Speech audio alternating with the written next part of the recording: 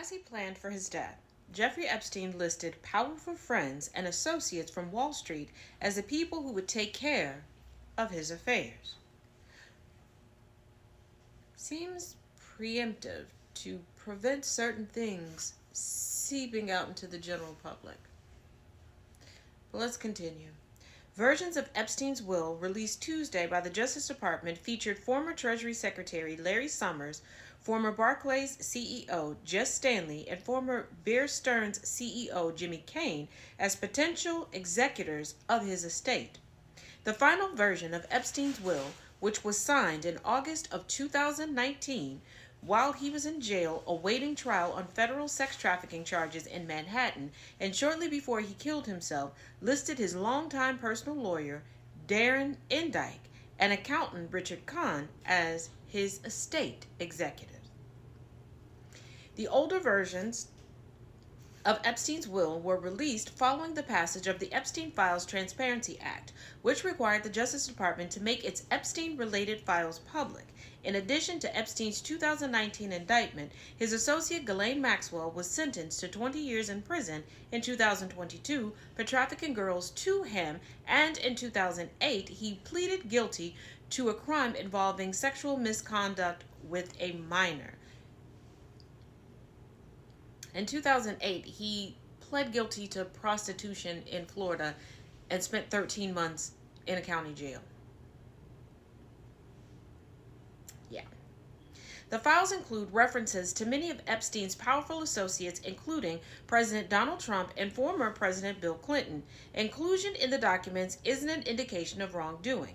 Kane, who died in 2021, was listed as a co-executor for Epstein's estate in versions of Epstein's will signed in 2003 and 2004.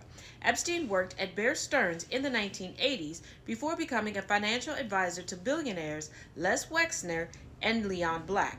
Kane's daughter did not immediately respond to a request for comment.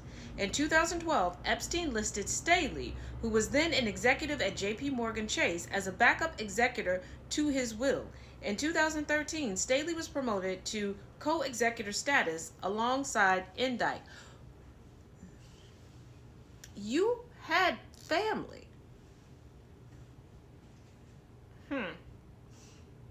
Staley kept the position as co-executor of Epstein's will in the 2014 version as well. By then, Epstein had listed Summers as a backup executor. An attorney for Staley didn't immediately respond to a request for a comment from Business Insider. Staley said in a 2019 letter to a UK regulator that he did not have a close relationship with Epstein. Yes, people distant from me always want me to be a co-executor to their will. Staley stepped down as the CEO of Barclays in 2021 following an investigation into his ties with Epstein from the British bank regulator, which banned him from working in the financial industry. A UK court earlier this year upheld Staley's ban, finding that he lied about having a purely professional relationship with Epstein. Isn't it funny that every other country can handle this case properly but the US? Summers stepped down from his teaching post at Harvard and from his board seat at OpenAI following the release of numerous emails between him and Epstein by the House Oversight Committee last month. Steven Spielberg, a spokesperson for Summers, said in a statement that The Economist was not involved in Epstein's financial life. So what was he involved in? Mr. Summers had absolutely no knowledge that he was included in an early version of Epstein's will and had no involvement in his financial matters or the administration of his estate, Goldberg said in a statement to Business Insider. Epstein also included another prominent figure in the penultimate version of his will.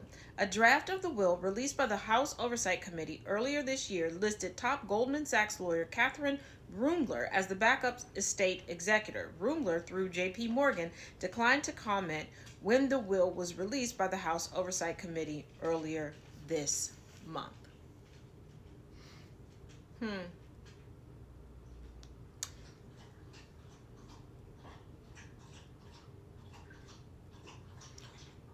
What dots was he trying to connect?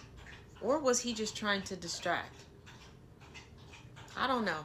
What are your thoughts on this? Let me know in the comment section.